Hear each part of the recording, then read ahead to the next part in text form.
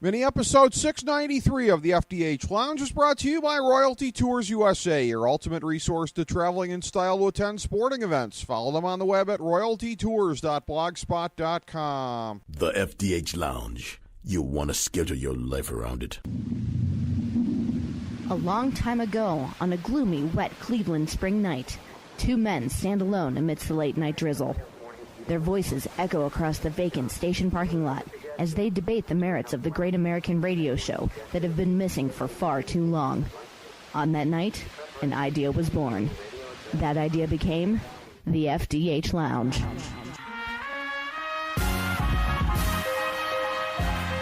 Welcome to the FDH Lounge. Welcome to FDH Lounge mini episode 693. This is FDH managing partner Rick Morris here with our preview of Better Call Saul episode 2.2 titled Cobbler. Here are the top 5 developments coming out of episode 2.1. Number 5, Jimmy's circuitous journey that lands him in Santa Fe, at least for now, contained many of the show's trademark fake-outs. At the outset, it was jarring to see him actually meeting with his prospective employers before we learned that last season's final sequence simply omitted this important scene. And then, after trying to live life completely on his own terms, he ends the episode right where we didn't think he'd ever be, in a new office at Davis and Maine. Season 1 taught us that the road to Saul City was going to be longer than we probably thought going in, and Season 2 now indicates that the revelation of Chuck's duplicity is only going to speed up that journey so much. Number 4. On a show where characters reveal sides of themselves completely separate from their established baseline, we got to meet Slippin' Kimmy.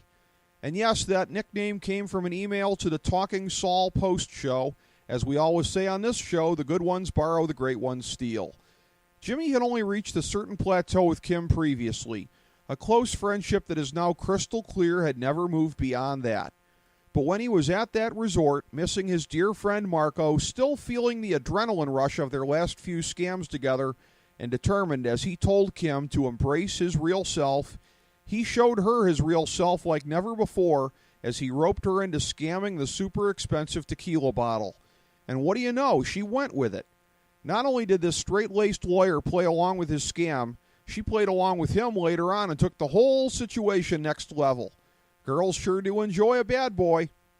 With this transformed dynamic between Jimmy and Kim, we see why the full embrace of Saul Goodman is still a ways off for Jimmy. To get there, he has to be completely dead inside. We thought at the end of Season 1 that the dual losses of Marco and his brotherly relationship with Chuck would be enough to get the job done. But now we see how much more he has left to lose, and if you're getting invested in this shady but lovable underdog, it's a bit depressing to think that he has something substantial left that he will lose, and what that will do to him. Number 3. For the first time in Albuquerque, but as we know, far from the last time overall, Mike gets potentially endangered by somebody else's greed and stupidity. In the incredible cast of characters in this alternate New Mexico universe, seeing the always hilarious Price is a special treat. He returned in episode 2.1, having taken Mike's advice incorrectly, as countless dummies have a tendency to do. Mike had advised him to embrace being a criminal if he remained on that path, but he merely meant for him to adhere to a code of professionalism. For Price, it was all about the trappings, and his newfound arrogance led him to push back at Mike's well-meaning advice about keeping a low profile, and ultimately to dismiss him. That left Price as an easy mark for a slick player like Nacho, who quickly ascertained his home address and robbed him blind. Even worse, the police now know that there's more to Price than meets the eye. So when they start pulling that string, Mike will be vulnerable to the fact that his former employer is not likely to be cool under police pressure. Number 2.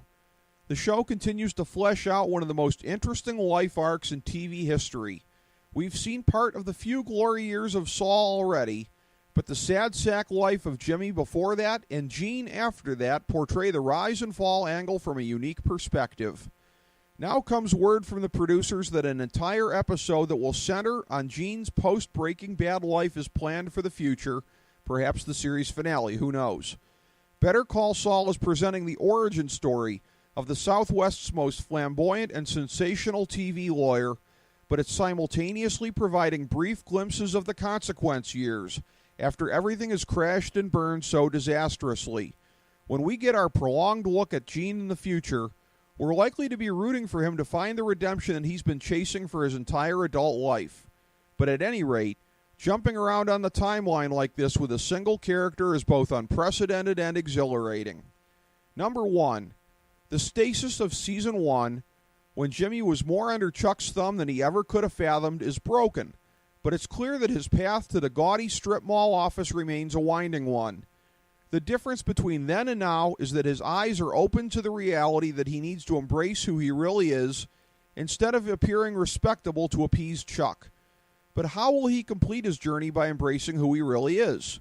Right now, he's on the partner track at a prestige law firm, albeit largely to solidify the process of winning over Kim. In Season 1, he didn't understand, or at least accept, who he really is. Season 2 will be about applying the newfound sense of self to his circumstances. The last 9 episodes of the year leave plenty of room for maneuvering in different directions, and it's already clear that another extremely fun ride is ahead for the viewers.